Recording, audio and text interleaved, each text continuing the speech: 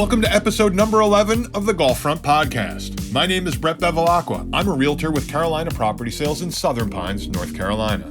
This week, we play the Hyland Golf Club. The greens are really nice, very quick, and very true. The course is in fantastic shape, especially for the winter when I last played Hyland.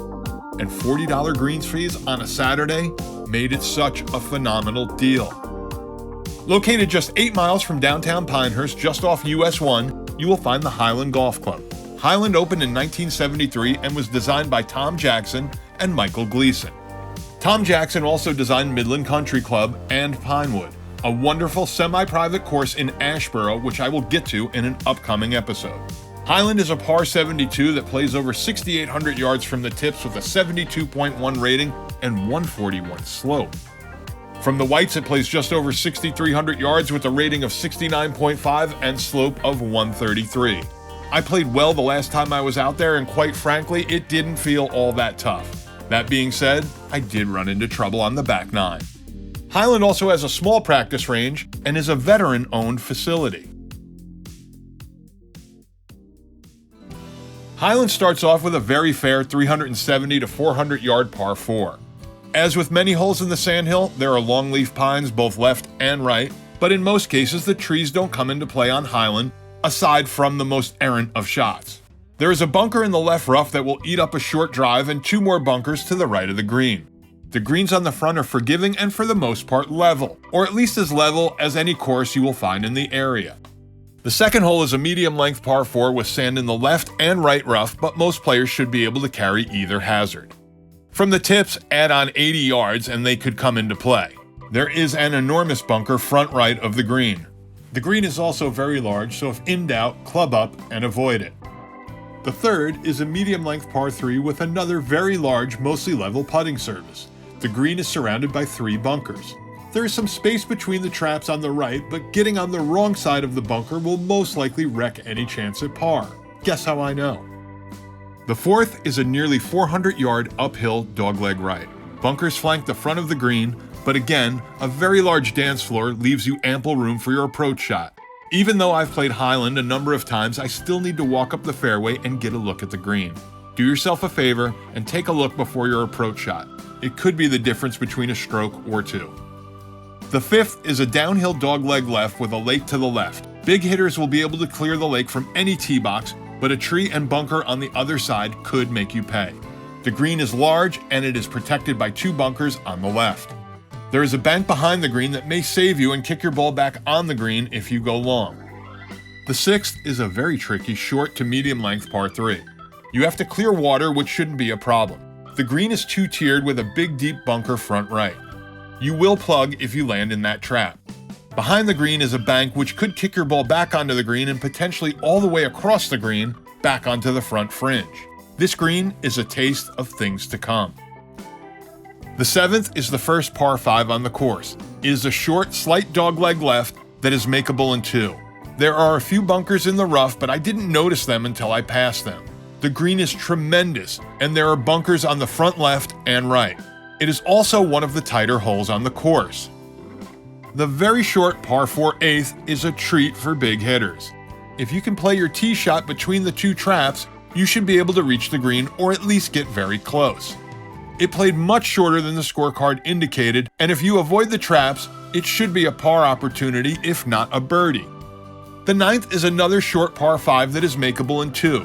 You'll need to watch out for the fairway trap. It looks easy to carry, but I wasn't so lucky.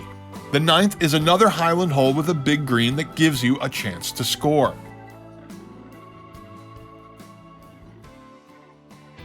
The back nine starts out with a short par 3. It has a sort of a light bulb shaped green. If the pin's up front, your tee shot may funnel into the middle. There are bunkers both left and right, with the left side being the more dangerous of the 2. There is also a bunker in the back, which is interesting as the ball seemed to carry really well on the 10th. The 11th is a medium-length downhill dogleg right. You may be tempted to try and cut the corner, but the risk-reward just isn't worth it on this easy hole. The 12th is a beast. In my opinion, the toughest hole on the course. There is a lake about 250 to 300 yards from the tees. A bad tee shot will force you to lay up with your second shot, and the green is probably not makeable for all but the biggest hitters from the tee side of the lake. The green is up a hill and isn't large, it's very thin.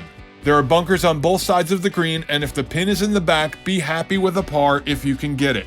Truth is, one bad shot on the 12th will put you in contention for a bogey, and that's if you are lucky. The 13th was under construction when I played Hyland, and it was much shorter than normal. This was a nice break, but the green is pretty aggressively sloped from back to front. The 14th will lull you into a false sense of security. A par 4 with a slight dogleg left and a wide fairway. The green is sloped right to left and flanked by bunkers. You won't notice the green slope until you place a perfect approach shot to the right of the pin and it rolls off the left side of the green. A little too much draw off the tee on 15 and you will find the bunker that runs along the left side of the fairway. The green is humped. If you don't hit the pin side of the green, you will have a lot of work to do. The back 9 far and away has the tougher greens. The 16th is the shortest par 4 on the course and perhaps the easiest. Another very large green. The 17th is a just over 500-yard par 5. There is a bunker in the right rough short and then another left long. Neither should come into play off the tee, but I was able to find the bunker on the left with my second shot. The 17th has yet another very large green. The 18th is a dogleg left. You really don't want to go over 200, 225 yards off the tee unless you try to cut the corner, which can easily be done safely if you go directly over the bunker on the left side. The green is surrounded by bunkers and a bunch of wiregrass. What a great hole and a good way to finish a very fun course. Above all else, Hyland is a place that is not only in great shape, but is the perfect place for the average golfer. There were more than a few opportunities for birdies, and par streaks are not out of the question. If you want to build up confidence, Hyland is a great place to play. Conversely, the back 9 is full of challenges for better players.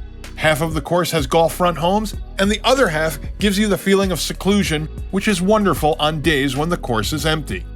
With that in mind, Hyland does get a lot of play, as it should. For more information, check out their website at hylandgolfclub.com or give the Pro Shop a call at 910-692-6400.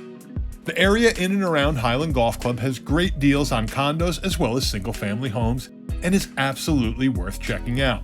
Give me a call at 845-365-3665 or send an email to brett@hmpfilms.com and I will show you all the area has to offer, and maybe we can also play a little golf.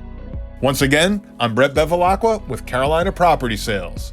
Join me next week when we head over to Legacy Links.